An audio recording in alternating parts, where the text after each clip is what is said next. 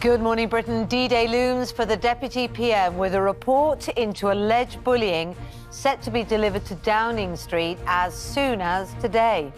Dominic Raab could be sacked by Rishi Sunak if the bombshell dossier finds he bullied and belittled officials. He's always denied it.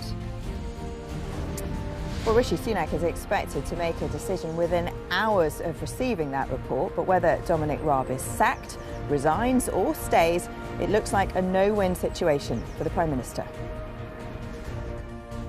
Bye-bye. Take it easy, folks.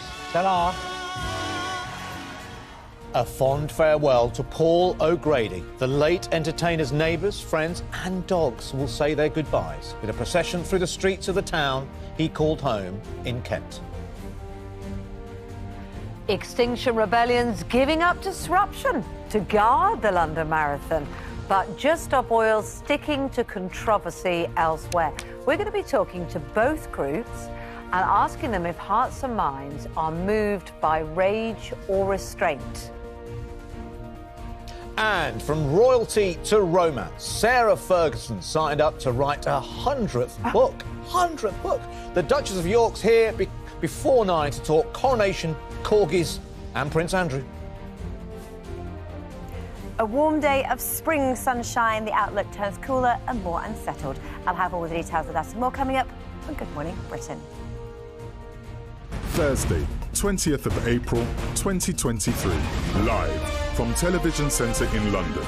This is Good Morning Britain with Kate Garraway and Adil Ray.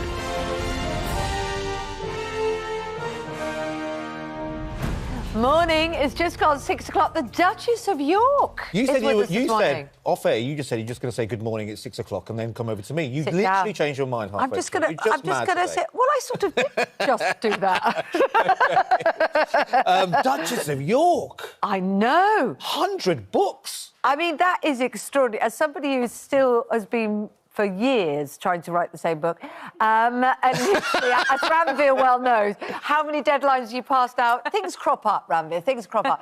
But I can't believe it. So she's already done more than 80. She's signed, she's got this fantastic one that we actually, where is my copy? It's here. There it is. A most intriguing lady based on a feisty redhead who challenges things. I wonder where she got that inspiration from. Cannot imagine where the inspiration came from. It's actually based on a genuine aunt of hers, but of course with lots of great aunt. It's a Mills and Boon book, isn't it? Meets Sherlock Holmes. Meets Sherlock Holmes. There's a bit of sleuthing in there. Is that right? Oh, yes. OK. Have you read it? No. Right, OK. No, well, I've been glued. I didn't want to spoil it. Yeah. I didn't want to find out who did it at the end. She's here later. Yes. I just want to know, and she'll be on her way. Maybe she's getting ready at home at the moment.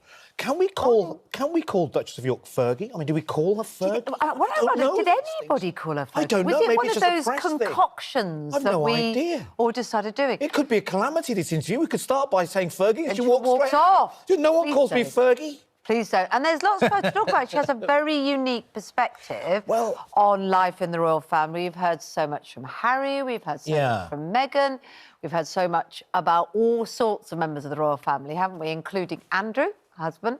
So it'll be very interesting to see a former husband, of course. But they're still very, very close, aren't they? Yeah. So there's lots to talk to about. She hugely misses the Queen. Has the corgis entrusted to look after the corgis. That, I think, is amazing, because we know how much the corgis meant to the Queen. They were absolutely... she was always photographed with them. They mattered so much to her. She must have thought long and hard as to go, OK, who am I going to give the corgis to? I mean, I'd love to know how... We'll find out how that came about. And she was worried, wasn't she, because their tails had stopped wagging. That's right. It'd be interesting to see... I know Sarah Ferguson, Duchess of York, said she was worried for a while. Interesting to see how they're doing now. So loads to talk about. She'll be here at 8:30 this morning.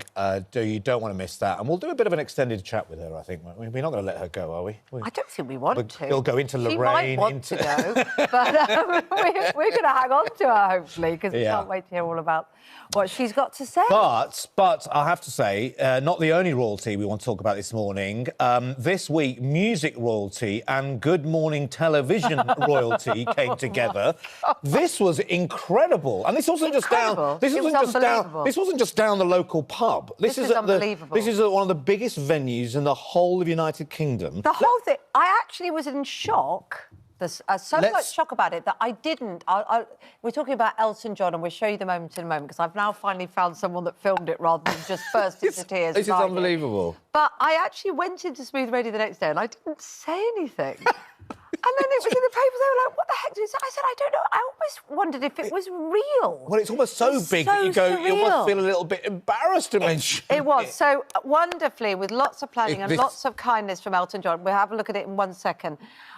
We managed to get Derek to go and see Elton John play, and that was Elton's goal, because he's been so supportive throughout. He said, wouldn't it be wonderful if one day, we spoke about this 2-3 years ago, one day he could see him play. And so we went along, we made it happen, thanks to so many people that were involved, that were just so kind, nurses, carers, all sorts of people. And we had the moment. So that was enough. We were crying from the second we walked into the O2 in London, and then completely surreally, this happened. Have a look. The two people that I'm so thrilled that are here, because they've been through hell over the last 3 or 4 years, are Kate Garraway and Derek and the kids.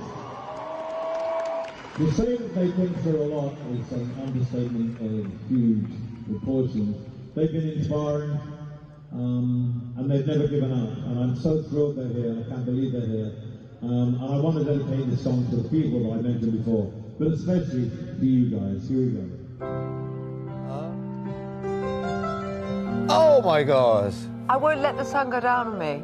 I mean, I find it hard to listen to that song anyway without crying. Remember that famous live edition of it with when George Michael came on stage after. Ladies and gentlemen, Mr. George Michael. I mean, we were tears, and people around us were into it. I mean, it was an amazing concert. 3 hours of watching a living legend perform. You must have been in a floods of tears, all of you. All of us. The girls. And Derek was crying, Billy, Darcy were crying. It was amazing. Yeah, amazing. And he's been so kind since, and phenomenal. Yeah. Wow. And they actually got to meet. We didn't think that we'd be able to connect them up, but he was brilliant and rushed off stage just as we were trying to get Derek out. And and Derek and Elton met, and both of them were in tears. We all were, and his kids as well.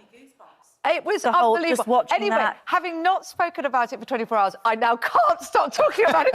So we better get on with the news. No. One of those moments. There's a lot of things in life that I've looked at Derek, and he's been back in hospital this week, and I've thought, you've had such an incredible amount of bad luck. But it's a reminder of what incredible luck he's had in terms of love. And I will say it. And we all have. So thank you to And I will say it, and he's absolutely right, and I've said this to you many times privately and publicly, is that you are an inspiration. No, what you've been through is incredible, and you deserve those moments. Well, millions of people have been through. That's what I think. I know, but you do. So, you know, and don't get that. So we're just bursting with gratitude. But should we talk about things that are going on in the rest of the world other than my head? Yeah, and don't forget, Sarah Ferguson will be here later this morning as well, after 8:30.